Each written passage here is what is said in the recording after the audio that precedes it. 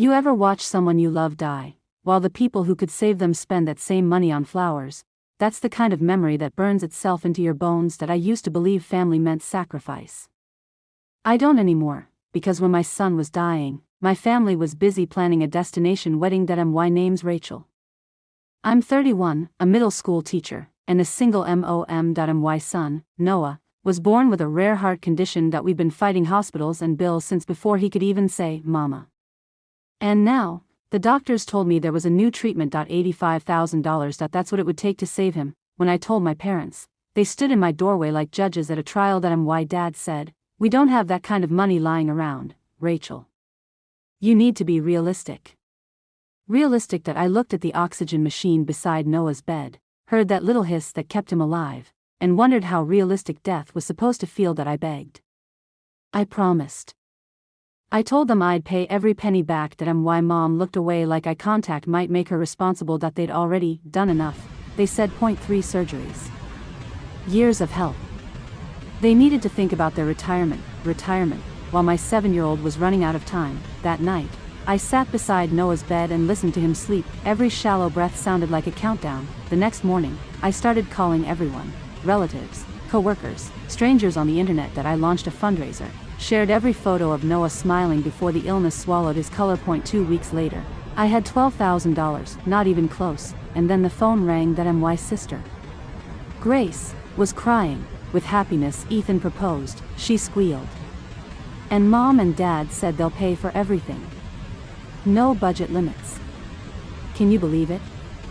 I remember staring at the bill spread across my kitchen table, and realizing exactly how much a limitless wedding might cost. From that day on, it was all wedding, all the time, venues, menus, floral arrangements that cost more than my rent. Every conversation with my parents became another punch to the gut. That I sold everything I owned. My grandmother's ring. My car. I downgraded my life until there was nothing left to cut, and still, Noah got worse. Summer. He was too weak to walk. That I called my mother to explain. The doctor said we had months, maybe less. She sighed and told me I needed to find balance.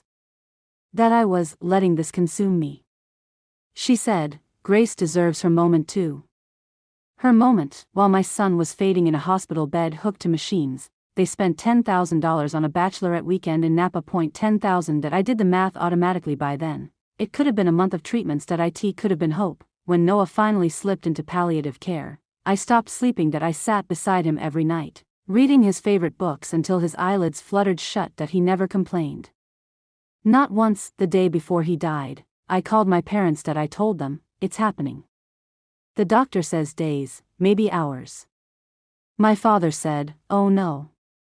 That's terrible timing. The rehearsal dinner's tomorrow.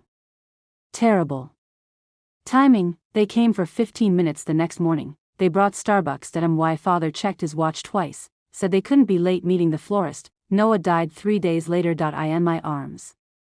Quietly. Gently. Like he was afraid to bother anyone on his way out. When I called to tell my mother, she whispered, oh, Rachel, not now. The wedding's in 2 days. And that's when something inside me broke. Not with sound. Not with tears. Just silence, the kind of silence that changes everything that comes after. They asked me to move the funeral, said Friday didn't work for them, too close to the rehearsal dinner. They wanted Thursday instead. That I didn't change a thing. They came late, they left early, they still made it to the wedding on time. That I used to think grief was the worst pain in the world, but I learned there's something colder than grief. Realizing your child's life was worth less to your family than a perfect day with pretty pictures. Sometimes, late at night, I still hear the hum of that oxygen machine, and I imagine Noah asking me the one question I could never answer. Why didn't they help, Mama? And I tell him the truth, because love, my sweet boy, is not always what they say it is. Sometimes it's just a word people use when they want to feel good about doing nothing.